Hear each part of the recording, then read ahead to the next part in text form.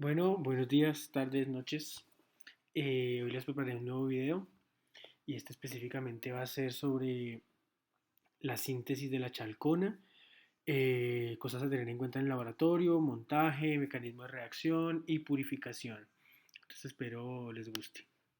Entonces lo primero es que para preparar una chalcona se hace por medio de una condensación aldólica, ¿sí? Yo no soy fanático de darle nombres específicos a las reacciones, ni utilizar los apellidos de los autores, porque siento que es más complicado recordarlas. Entonces lo dejamos como una reacción aldólica o una condensación aldólica. En este tipo de reacciones se da la formación de enlaces carbono-carbono. Entonces, ¿por qué? Porque aquí, este enlace que vamos a ver aquí, fue formado en la reacción. De las condensaciones aldólicas, su principal objetivo es formar enlaces carbono-carbono, que es una de los retos más importantes que han tenido los químicos orgánicos a lo largo de su historia. Entonces, primero, los reactivos. Un compuesto carbonílico enolizable, ¿cierto? Como la acetofenona, enolizable por este lugar, y un compuesto carbonílico no enolizable, como el benzaldehído, ¿cierto? No tiene hidrógenos ácidos en la posición alfa. Se utiliza un medio básico fuerte, como hidróxido de sodio, y un disolvente polar prótico que aumente la basicidad de esa base, ¿sí? Como etanol. Como primer producto se va a obtener el 3-hidroxi 1,3 bifenil propanona y posterior una eliminación de agua se obtendrá la chalcona correspondiente. Ahora, ¿cómo lo vamos a hacer en el laboratorio? Que es lo importante. Entonces, primero, la primera reacción que debe ocurrir es convertir a la acetofenona en un nucleófilo, ¿cierto? ¿Cómo lo convertimos en un nucleófilo? Haciéndolo reaccionar con hidróxido de sodio y formando el enolato de sodio, donde hace esta posición altamente nucleofílica, con la liberación de una molécula de agua. ¿Por qué puede decir uno que está en equilibrio? Porque mientras haya agua en la reacción, ¿cierto? Este paso puede ser reversible. Ahora, ¿cómo? ¿Qué materiales se necesitan para esto? Entonces necesitamos un soporte universal, una pinza, un balón de reacción y una plancha de agitación, ¿cierto? Esta reacción no necesita calentamiento.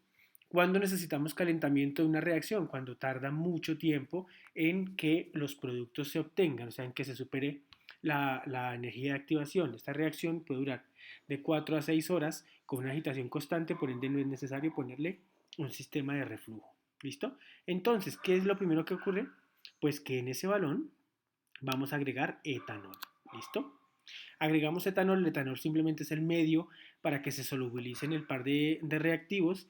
Esta reacción también se puede hacer solvent free, o sea, sin disolvente, igualmente ocurre porque el benzaldehído disuelve a la acetofenona. Después de esto tomamos la acetofenona, se agrega ahí. Lento o gota a gota no, porque cuando el etanol va a hacer interacción o va a interactuar con la acetofenona, pues simplemente va a ser un proceso de solubilización. Posterior a eso se agrega hidróxido de sodio. Ese hidróxido de sodio lo que va a hacer es deprotonar la posición alfa convirtiéndolo en el enolato. Como les dije en un video anterior, esto es una reacción ácido-base, lo que ocurre rápidamente. ¿Cuánta cantidad vamos a poner de este y cuánta cantidad vamos a poner de este? Sabemos que este es un reactivo y lo vamos a denominar el reactivo límite, ¿sí? Y este será el catalizador. Entonces, ese catalizador, pues ya saben que disminuye la energía de activación, no se consume en la reacción, por ende no tiene que ir estequiométricamente en la misma cantidad que el reactivo límite. Entonces, si de este ponemos una mol, o una milimol, ¿cierto? De él podemos poner el 10%, ¿sí? Y no ocurre nada, ¿cierto? Porque él realmente va a activar, a activar la formación del enolato y el enolato posteriormente va a reaccionar. ¿Cuánto tiempo lo dejamos ahí? Pues el tiempo necesario para que el grupo hidroxilo retire el protón, que eso es muy fácil, 5 minutos, ¿sí? Lo dejamos 5 minutos y al cabo de esos 5 minutos agregamos el benzaldehído, que en este caso va a funcionar como electrófilo, ¿sí? Entonces, apenas entra el benzaldehído al medio de la reacción, ya está presente. Vamos a mirar aquí a ver si podemos borrar esto de aquí. para que se vea más bonito. Entonces, apenas entra el benzaldehído a la reacción, esta especie ya está formada. Entonces, ¿qué creen que va a pasar? Pues inmediatamente él va a atacar al correspondiente electrófilo. ¿Sí? Entonces, viene el par libre del oxígeno baja, obliga al doble enlace carbono-carbono a atacar al carbono electrofílico, ¿cierto? Suben los electrones y esa reacción es donde ocurre la formación de carbono-carbono. ¿Qué sería bueno? Pues que en la medida en que esta especie va atacando, ¿cierto? Va liberando la sal de sodio, por ende se va recuperando el catalizador y él va formando más enolato. Entonces sería bueno que este aldehído se adicione poco a poco, gota a gota, para que cada gota que vaya cayendo va reaccionando con el correspondiente enolato y así la reacción no se satura de alguno de los dos reactivos. Posterior a eso, ¿qué pasa? Pues reacciona, hay agua en el medio producto de la condensación y se obtiene la 3-hidroxicetona, ¿sí? Que en este caso es la 1,3 difenil 3-hidroxipropanona. ¿Cómo sé cuánto tiempo voy a tardar y cuánto tiempo tarda este enolato en reaccionar con todo el aldehído correspondiente? Pues lo sigo por una placa de cromatografía delgada, una thin layer cromatográfico, una cromatografía de capa delgada. En el primer pozo, que es este, siembro el reactivo límite. ¿Cuál es nuestro reactivo límite? La acetofenona, ¿cierto? En el segundo pozo, siembro una gotica de acetofenona, ¿sí? Y una gotica del crudo de reacción. ¿Qué es el crudo de reacción? Lo que está aquí. O sea, ese crudo de reacción es una mezcla entre acetofenona sin reaccionar, hidróxido de sodio sin reaccionar, enolato y benzaldehído, ¿sí? ¿Qué va a aparecer ahí? Las sales inorgánicas no aparecen, las sales orgánicas no aparecen, entonces tendría que aparecer nuestro compuesto reactivo límite, un producto y el benzaldehído que suele aparecer aquí con una mancha gorda así súper voluminosa. Y en el último pozo siembro solamente el crudo de reacción. Entonces, si la reacción termina, es porque el reactivo límite ya no existe. Y solo tengo mi producto de reacción y si puse un poquito de exceso del benzaldehído también aparecerá. Entonces, el tiempo que yo gasto en esta reacción es el tiempo para que el reactivo límite desaparezca de la reacción y eso lo voy a seguir por una cromatografía de capa delgada. Como hay referencias, dice que esta reacción dura por ahí 4 horas, pues yo le hago una plaquita a las 2 horas, a ver cómo va. ¿Sí? Y así la voy siguiendo. Listo, pero resulta que este producto, yo podría parar la reacción ahí, purificar y obtendría la 3-hidroxibifenilcetona. Pero lo que queremos es obtener una chalcona. Entonces, lo que va a pasar es que este producto aldólico, yo lo sigo dejando en el medio de la reacción. Si lo sigo dejando en el medio de la reacción, hay agua, ¿cierto? Y hay base, porque ahí sigue el catalizador presente y sigue el agua producto de la condensación. Entonces, como esos sustratos quedaron ahí, entonces la base viene, retira un nuevo protón alfa que hay acá, si se dan cuenta, o sea, él sigue siendo un protón ácido, lo retira, el par libre o los electrones que estaban en ese enlace bajan al enlace carbono-carbono y esta molécula de OH sale como grupo saliente como agua, ¿sí? Eso resulta en lo siguiente, sale una molécula de agua y se genera un doble enlace, ¿sí? Normalmente, los dobles enlaces que se forman en condiciones termodinámicas, o sea, de alta energía, son dobles enlaces trans, ¿sí? En este caso es la chalcona. Y libera otra vez el catalizador y agua. ¿Cómo sé cuánto tiempo debe permanecer la 3-hidroxidifenilcetona para que toda se deshidrate y se convierta en la chalcona? Pues vuelvo y lo sigo por cromatografía de placa. En el primer punto pongo reactivo límite, ¿cierto?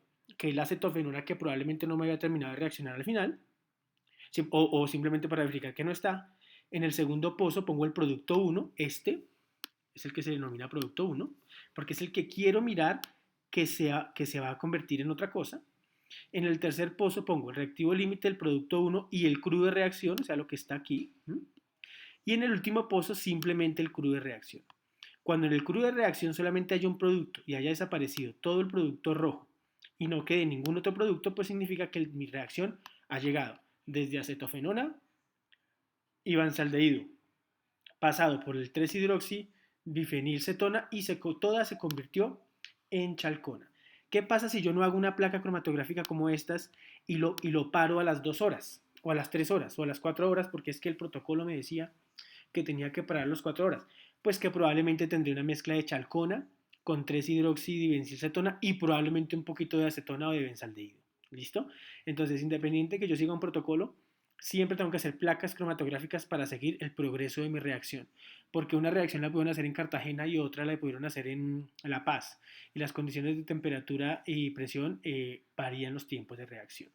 Listo, según esta placa terminé, pasaron 6 horas, o las horas que haya terminado la placa cromatográfica, y procedo al work-up o al proceso de purificación. Entonces, este proceso es súper sencillo porque el producto chalcona es insoluble en el medio de reacción, ¿sí? Una gran parte es insoluble en el medio de reacción, lo que significa que una gran parte se va a precipitar. Entonces, cuando yo tengo un precipitado, pues tomo mi proceso de purificación como una filtración, un embudo de filtración, un vaso de precipitado y todo el contenido que estaba dentro de mi matraz, pues lo adiciono en ese sistema. Cuando lo adiciono, todo el líquido cae y todo aquí me queda mi filtrado.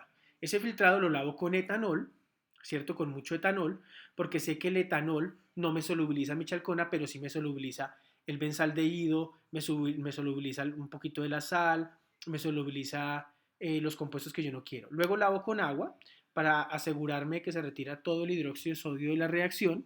Luego, o un poquito de sal que haya.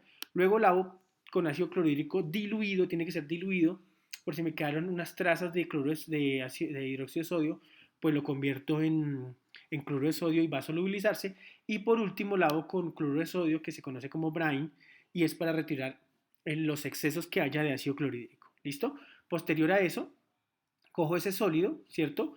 Lo dejo secar un poco, ¿sí? Se puede dejar a secar en una estufa a 100 grados para que se le vaya la humedad que tenga, o lo puedo prensar en un papel filtro para que absorba la humedad y lo llevo a infrarrojo y resonancia magnética nuclear. ¿Qué debo obtener?